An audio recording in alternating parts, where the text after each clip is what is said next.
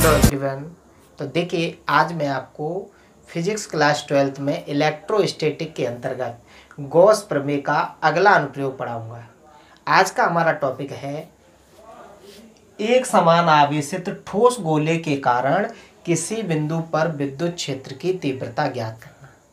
लेकिन अभी तक आपने मेरे चैनल को सब्सक्राइब नहीं किया है तो उसको सब्सक्राइब कर लें, बेल आइकॉन दबा दें जिससे आने वाली वीडियो की नोटिफिकेशन सबसे पहले आपको मिले। चलिए अब हम स्टार्ट करते हैं। हम क्या करेंगे, एक ठोस गोले की कल्पना करेंगे। तो मान लीजिएगा कि ये हमारा कोई ठोस गोला है, ठीक। इस गोले का केंद्र है O और इस गोले की जो त्रिज्या है वो कैपिटल R है। ये ठोस गोला है, ठीक है। चलिए, इस गोले को हमने क्या स्मॉल q आवेश से आवेशित किया है, यानी इस गोले को जो आवेश दिया है वो कितना है, +q, और स्मॉल q आवेश दिया है। ये जो आवेश है इस गोले पर एक समान रूप से वितरित हो जाएगा और गोले का जो आयतन है वो कैपिटल V, यानी कि पूरे V आयतन पर कितना आवेश दिया गया है, +q। तो देखिए, V आयतन पर कितना आवेश है हमारा, q आवेश, इसलिए एकांक आयतन पर कितना आवेश हो जाएगा, q/v। v का मतलब यहाँ पर इस गोले का आयतन, और गोले का आयतन कितना होता है, 4/3 πr3। तो ये हो जाएगा हमारा 4/3 πr3। ये हमारा इस गोले के एकांक आयतन पर आवेश है, और एकांक आयतन पर आवेश को उसका क्या बोलते हैं, आवेश घनत्व, और आवेश घनत्व को हम यहाँ पर रो से प्रदर्शित करते हैं। तो ये हो गया हमारा एकांक आयतन पर आवेश घनत्व रो बराबर 4/3 πr3, ठीक है। तो मैं अब इसी बात को लिख दे रहा हूँ। कैपिटल R त्रिज्या का एक ठोस गोला है, ठोस गोला है जिसे +q आवेश से आवेशित किया गया है, आवेशित किया गया है। यह आवेश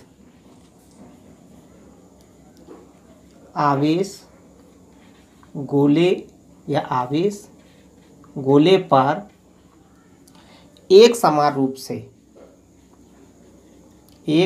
रूप से वितरित हो जाता है, तब गोले के एकांक आयतन पर आवेश, अर्थात आवेश का पृष्ठ घनत्व, ठीक है। इसको रो बराबर कितना हो जाएगा, जो मैंने अभी लिखा था, q/4/3 πr3, जहाँ r क्या है इस गोले की त्रिज्या, ठीक है। तो ये इसको इक्वेशन फर्स्ट मान सकते हैं, वैसे हम इसकी हमें ज़रूरत पड़ेगी आगे। तो इतनी थ्योरी लिखने में आपको कोई दिक्कत नहीं है।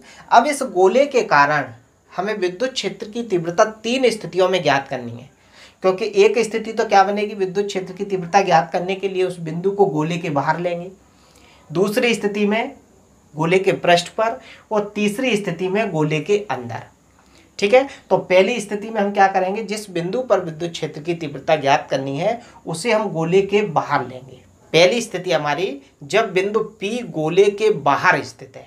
तो गोले के बाहर मान लीजिए, मैं कहीं भी मान ले रहा हूँ, इधर भी मान सकते हैं, कहीं भी मान सकते हैं, मैं इसको इधर मान ले रहा हूँ।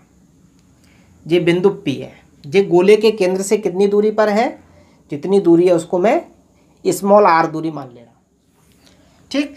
इस बिंदु पर विद्युत क्षेत्र की तीव्रता ज्ञात करनी है। तो तीव्रता ज्ञात करने के लिए पहले हम इस बिंदु से गुजरने वाले एक गॉसीय पृष्ठ की कल्पना करनी होगी। तो बिंदु P से गुजरने वाला गॉसीय पृष्ठ यानी क्या है, एक गोला बनाना होगा। तो कुछ इस प्रकार से हम एक गॉसीय पृष्ठ मान ले रहे हैं। इस गॉसीय पृष्ठ की जो त्रिज्या होगी वो स्मॉल r, और ये जो गॉसीय पृष्ठ है बिंदु P से होकर गुजर रहा है। अब देखिए, ये जो अंदर वाला गोला है इस पर प्लस क्यू आवेश है। इस प्लस क्यू आवेश के कारण इससे विद्युत बल रेखाएं गुजर रही होंगी। ये सभी विद्युत बल रेखाएं क्या है, बाहर की तरफ जाएंगी। जब ये विद्युत बल रेखाएं बाहर जाएंगी तो ये हमने जो स्मॉल r त्रिज्या का गॉसीय पृष्ठ खींचा है इसको होकर पास करेंगी, इसको होकर गुजरेंगी। तो इससे गुजरने वाला पूरा विद्युत फ्लक्स ज्ञात करना है। तो इससे गुजरने वाला पूरा विद्युत फ्लक्स ज्ञात करने के लिए पहले हम इस गोले पर एक अल्प पृष्ठ की कल्पना करेंगे और अल्प पृष्ठ से गुजरने वाला विद्युत फ्लक्स ज्ञात करेंगे। तो देखिए, इस गोले के कारण जो विद्युत बल रेखा है वो इस डायरेक्शन में जा रही होंगी, तो विद्युत क्षेत्र की तीव्रता जो हो जाएगी, समझ गए ना, ऐसे निकलेंगे। अब देखिए, ये जो गॉसीय पृष्ठ है, इस गॉसीय पृष्ठ का जो क्षेत्रफल है उसको मैं एस मान लेना। क्लियर? गॉसीय पृष्ठ का पृष्ठीय क्षेत्रफल है एस, आयतन नहीं है। गॉसीय पृष्ठ का पृष्ठीय क्षेत्रफल, इस पृष्ठ का क्षेत्रफल, पूरे पृष्ठ का क्षेत्रफल। इस गॉसीय पृष्ठ पर मैं एक अल्प पृष्ठ की कल्पना कर रहा हूं और वो हमारा अल्प पृष्ठ है ds। अब इस अल्प पृष्ठ ds, इसका जो क्षेत्रफल है उस क्षेत्रफल की जो डायरेक्शन होगी वो क्या होती है, इसके लंबवत। तो इसको मैं n कैप से मान रहा हूँ। तो यहाँ पर पृष्ठीय क्षेत्रफल की डायरेक्शन और तीव्रता की डायरेक्शन दोनों एक ही डायरेक्शन में है, इसलिए दोनों के बीच का जो कोण होगा वो कितना आएगा, 0। ठीक है, तो यहाँ तक इस चित्र को आप समझ सकते हैं। तो पहले हम इस बिंदु पर विद्युत क्षेत्र की तीव्रता ज्ञात करेंगे। तो हम लिखेंगे स्थिति फर्स्ट,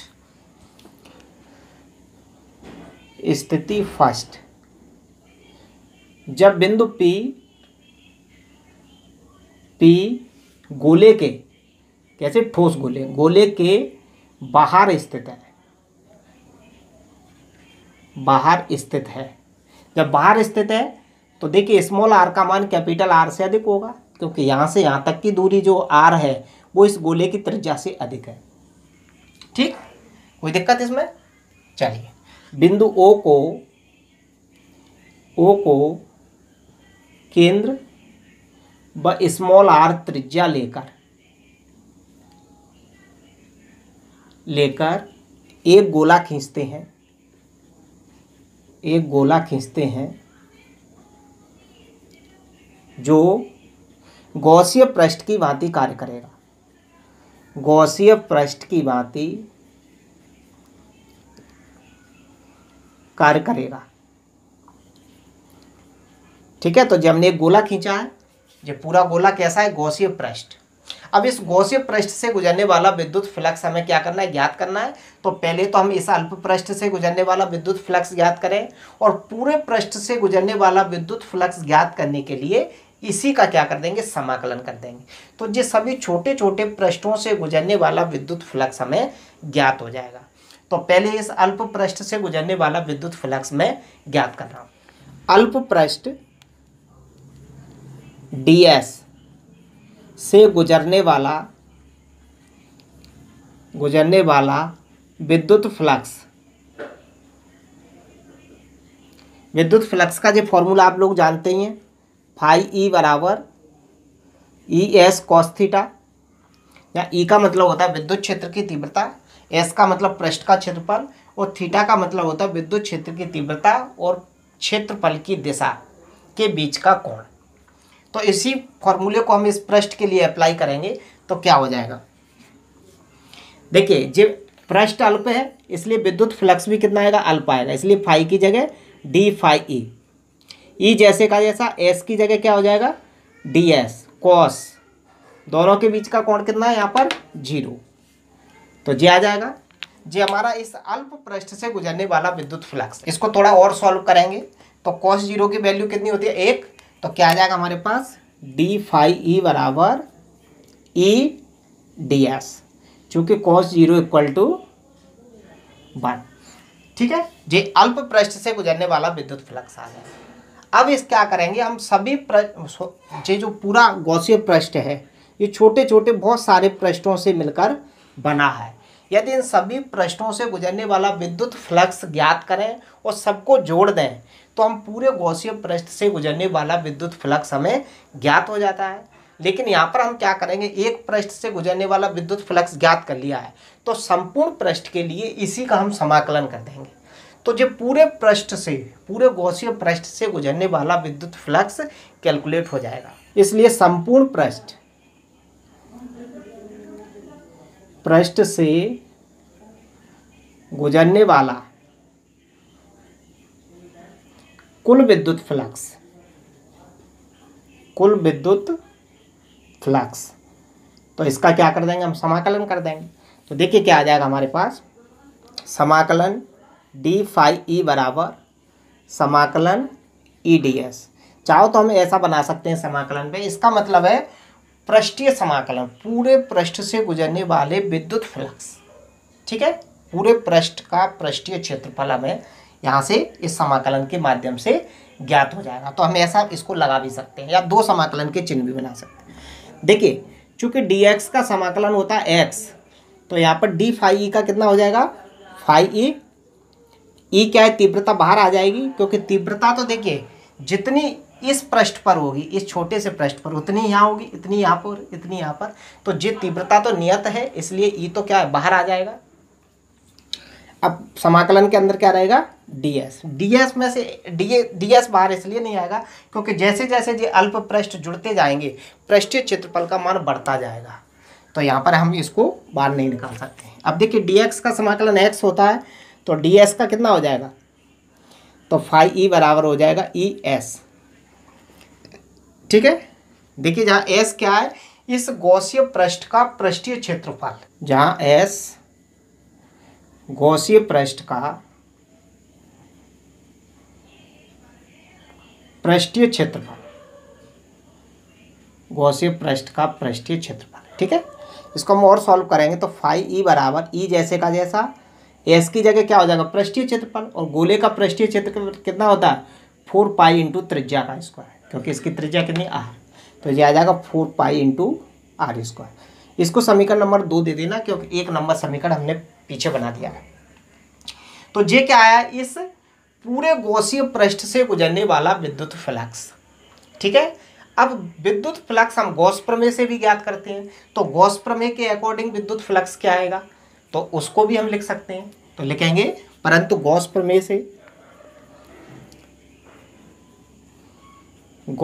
से क्या होती है, phi E equal Q upon epsilon 0। ये समीकरण नंबर 3। देखिए समीकरण 2 और 3 का लेफ्ट साइड बराबर है तो राइट भी बराबर हो जाएगा, तो ये आ जाएगा हमारे पास E into 4 pi R square बराबर क्यू अपॉन एप्सिलॉन 0। मैं यहाँ से ई की वैल्यू निकालूंगा, ई बराबर जब पूरा 4 पाई स्क्वायर भाग में चला जाएगा तो 4 पाई आर स्क्वायर एप्सिलॉन 0। इसको हम स्टैंडर्ड फॉर्म में लिखना चाहें तो लिख सकते हैं, तो ये हो जाएगा 1 अपॉन 4 पाई एप्सिलॉन 0 क्यू बटे R square, 4 pi epsilon 0 Q बटे आर स्क्वायर। ठीक है, ये हमारा समीकरण नंबर कितना हो जाएगा, 4 मान लें इसको। इसका मात्रक होता है तीव्रता का न्यूटन प्रति कूलम। देखिए तो ये हमारा बिंदु P पर विद्युत क्षेत्र की तीव्रता आ गई, जब बिंदु P इस गोले के बाहर स्थित है। अब दूसरी स्थिति में इस बिंदु P को हम गोले के पृष्ठ पर मान लें। स्थिति सेकंड,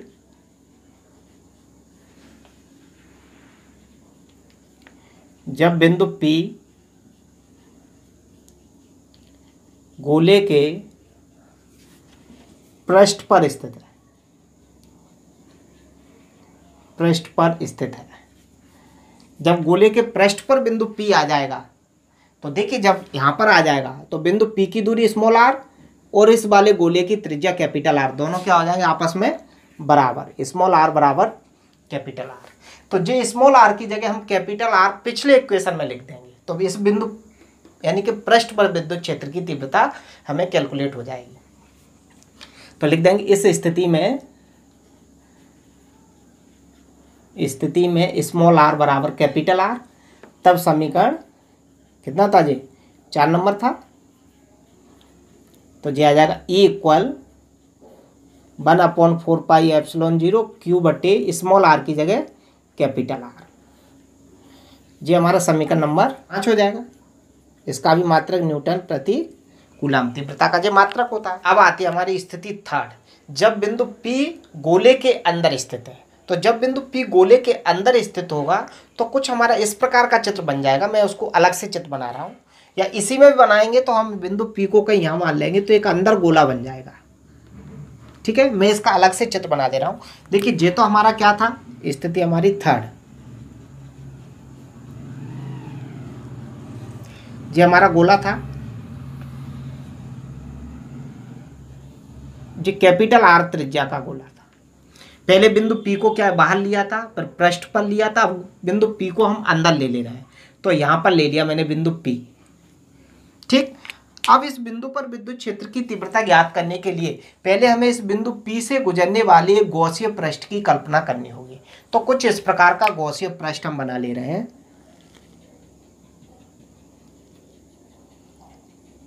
ठीक है,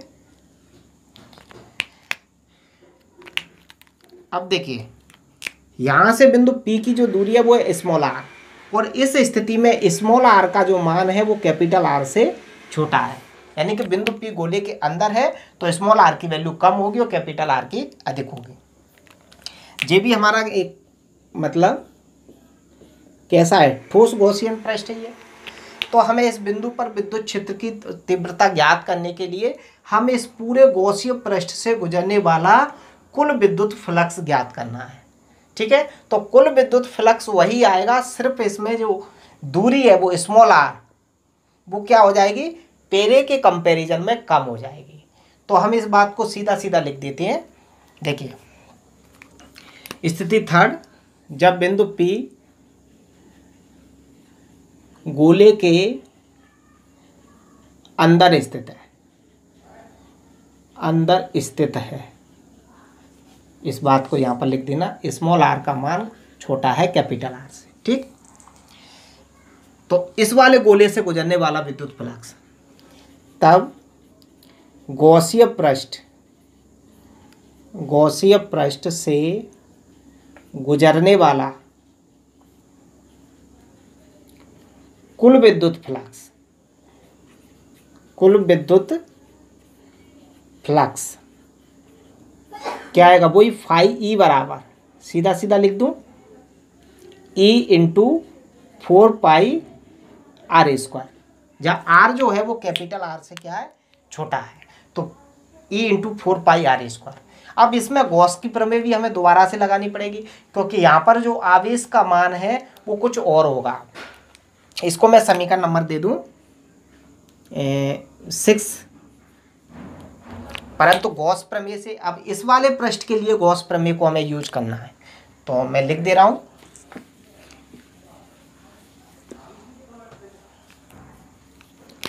परंतु गॉस प्रमेय से क्या होती है, phi E equal Q upon epsilon 0, यानी ऐसा होता है Q। जब यहाँ पर ये क्या है, Q पूरा कुल आवेश है, और कुल आवेश तो इस गोले को हमने Q दिया था। अब इसके अंदर एक गोला बन रहा है तो उस पर Q आवेश नहीं होगा, उस पर कुछ और आवेश होगा। अब देखिए, उसके एकांक आयतन पर तो कितना आवेश था, एकांक आयतन पर मतलब उसका जे हमने निकाला था आवेश का पृष्ठ घनत्व Q/4 पाई 4/3 पाई r³ जी, उसके एकांक आयतन पर आवेश की मात्रा आई थी। तो हम इसका आयतन निकालें और उतने आयतन पर कितना आवेश होगा। तो देखिए, इसका आयतन होगा 4/3 पाई r³ स्मॉल r, तो इस आयतन पर कितना हो जाएगा, रो गुना हो जाएगा। तो इस पर कितना आवेश आ जाएगा, ये वाले गोले पर Q डैश बराबर 4/3 पाई r³ इंटू रो, क्योंकि एकांक आयतन पर इतना आवेश है तो इतने आयतन पर कितना हो जाएगा, इतने से गुणा कर देंगे। तो ये हमारा क्या आ गया, जी गॉसीय पृष्ठ पर आवेश Q डैश बराबर इतना। तो मैं इसकी जगह क्या है, जे वैल्यू लिख दे रहा हूँ। तो यहाँ पर ये Q न लिख कर क्या लिखेंगे, 4/3 पाई r³ इंटू रो। क्लियर। अब इसका हमने पिछले वाला जो इक्वेशन माना है 5 नंबर, उससे क्या करते हैं, कंपेयर करते हैं। 5 माना था, इसको 6 मान लो। समीकरण 5 व 6 की तुलना से, तो तुलना करेंगे तो क्या आ जाएगा, देखिए वो इक्वेशन आई थी E इंटू 4πr² बराबर 1/ε 4/3 πr³ रो। क्लियर। देखिए यहाँ से हम E की वैल्यू निकालेंगे तो इससे भाग दे रहे हैं, E बराबर इससे भाग दे देंगे तो जो आ जाएगा 4πε0 r² और इंटू जे जैसे का जैसा 4/3 πr³ रो। इसको हम चाहो तो और सॉल्व कर दें। देखिए 4π से तो 4π कैंसिल कर सकते हैं, और कुछ है रहा r² से एक r कैंसिल कर दें तो E बराबर कुछ ऐसा आ जाएगा। क्या बच रहा है ऊपर, r रो बटे नीचे 3ε0। तो या तो इसको हम जे बना के लिख दें कि हम यहाँ से इसका दूसरा मान भी निकाल सकते हैं। हम यहाँ पर रो की वैल्यू रख दें, जी जो रो की वैल्यू होती है। तो जब इस वैल्यू को रखेंगे तो क्या हो जाएगा, देखिए रो का मान रखने पर तो जी आ जाएगा E इक्वल r/3ε0 और रो की वैल्यू है Q/4/3 πr³। ठीक। देखिए 3 से तो 3 क्या हो जाएगा, कैंसिल हो जाएगा। तो हमारे पास क्या बचेगा, E इक्वल 4πε0 1/ लिख दे रहा हूँ 4πε0 QR/r³।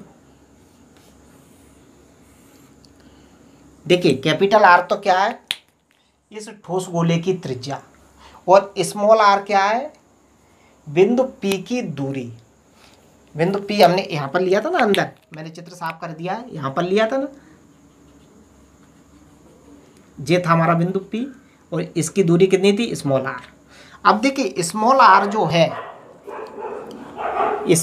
जो है वो E के अनुक्रमानुपाती है। यहाँ आपको दिखाई नहीं दे रहा है तो इधर लिख दे रहा हूँ, E अनुक्रमानुपाती स्मॉल r।